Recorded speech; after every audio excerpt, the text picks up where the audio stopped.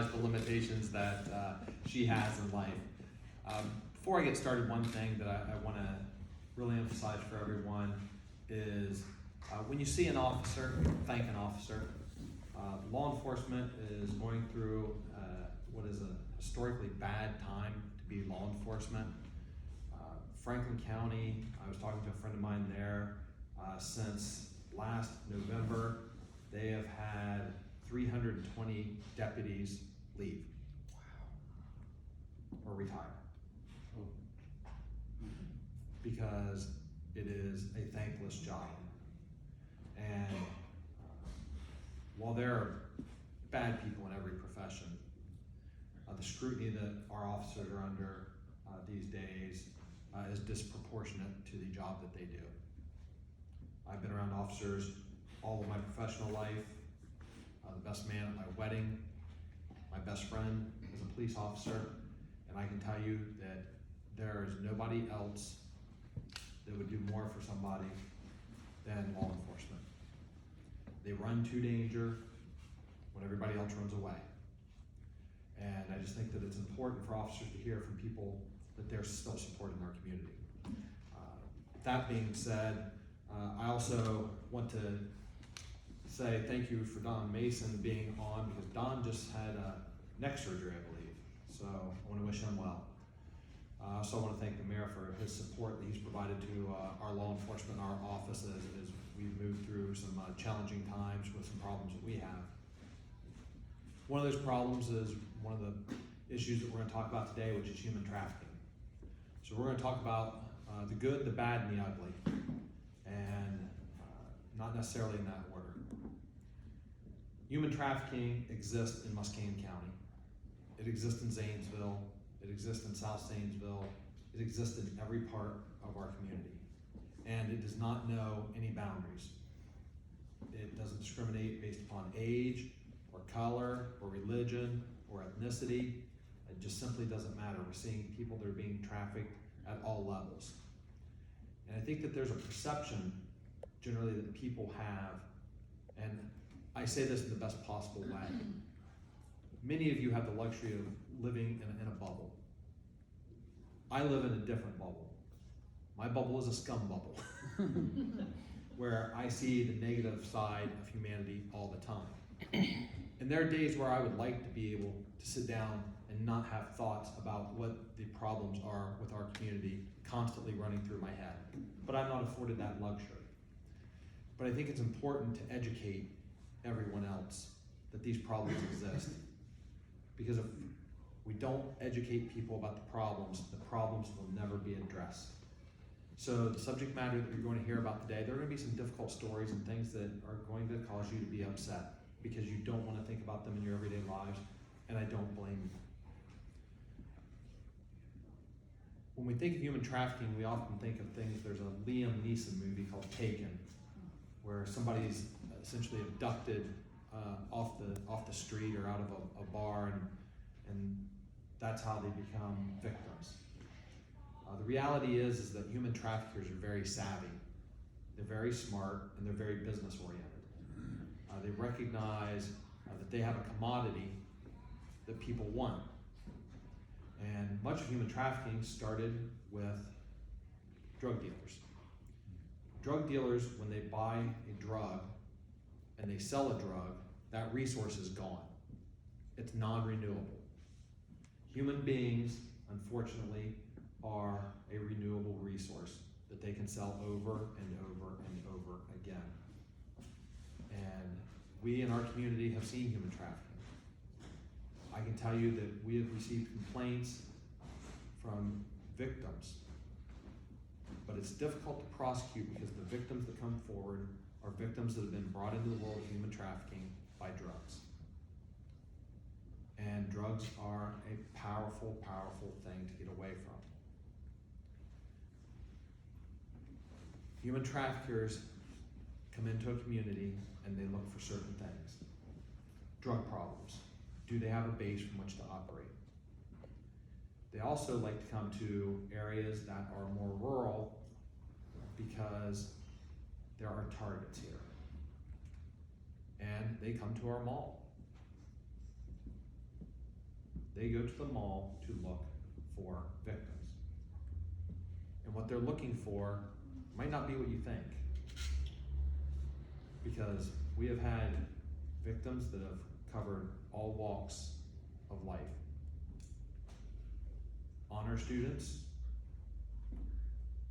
wealthy students, poor students, kids that have intact family homes, kids that are from separated or disjointed family homes.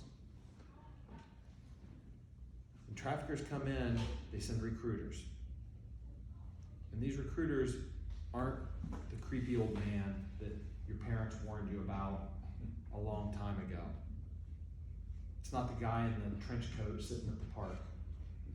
Now these guys that come in are in their early 20s, and they're looking for teenage girls. And they're looking for teenage girls that have some type of susceptibility to them. Maybe the girl isn't as pretty as her friends. Maybe she's not as thin as she would like to be. Maybe she doesn't do as well in school. Maybe she doesn't get the attention from the boys or from her parents that she would like. And they simply introduce themselves. And what is it that many 16 and 17-year-old girls love and crave? Attention. And now they're getting it from a 20-some-year-old boy, and they feel flattered. And it starts out innocently enough because the 21-year-old, 22-year-old boy is just being nice to them. Drives a nice car, might take them to dinner, might take them to a movie. And once that starts to happen, they're setting the hook. And what goes on from there is, maybe I can buy you some clothes. And they buy them some clothes. Well, the clothes get skimpier and skimpier. And then it's like, well, why don't you let me buy you some lingerie or some bras? And then the request is, I bet you look great in that. Can you send me a photo? The girl sends a photo. And then once they have the photos, then what happens, and this has happened here at our mall about 4 years ago. I want you to go out and start finding me some other friends that you can send me photos of. Because if you don't, I'm going to tell all your friends and your family. I'm going to post these pictures on the internet. And what do you think a 16, 15, 17-year-old girl thinks at that point? I don't want to get in trouble. So she went and tried to recruit friends. And fortunately, one of her friends told somebody. What this guy was giving this girl was clothing and marijuana. And he was giving it to her for free because it was a way to lure her in. And this was not a dumb girl. This was not a girl that needed money. But they are very, very good at what they do. So, the educational part of this is making sure that people know and understand that this covers everybody. We have adult women who have been in situations where they've been trafficked. We have tiny children, 3-year-old children, who have been trafficked, their photos and images, by their father. You can't possibly, in your minds, imagine what that is like for a child. And you think at that age that you hope that the child wouldn't remember. But this child, after being victimized, after her father traded photos of her on the internet to get other photos back, she was placed in foster care. And the caseworker goes to see her, and they're having like a little party for her, like a birthday party, and the caseworker pulls out her cell phone to take a photo, and the child screams and cries because she remembers. We had a mother who was selling her 9-year-old for a pack of cigarettes and a gram of methamphetamine, a 1/10 of a gram of methamphetamine, which is about $10, every Friday night for about a year. There are people out there that are willing to buy other human beings. So what is our role? Our role is to make sure people are educated about the fact that this exists and to do something in our community to make it stronger and provide for protection and support for individuals who have been victims.